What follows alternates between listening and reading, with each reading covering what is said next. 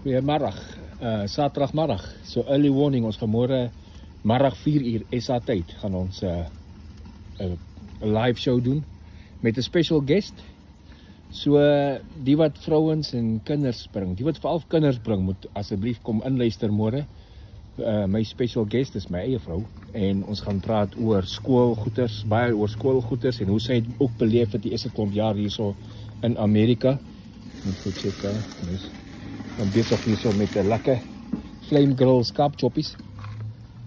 Maar kom ingeskakel 4 uur Sondagmiddag. As jy kinders gaan saambring, stel voor jy luister in want daar's baie inligting wat daar uitgekom. So ons sal vra oor dit doen en ook algemene vrae. So vir die mans ook, algemene vrae vir die mans, maar veral vir die dames wat wil weet uit 'n ander dames se gesprek uit.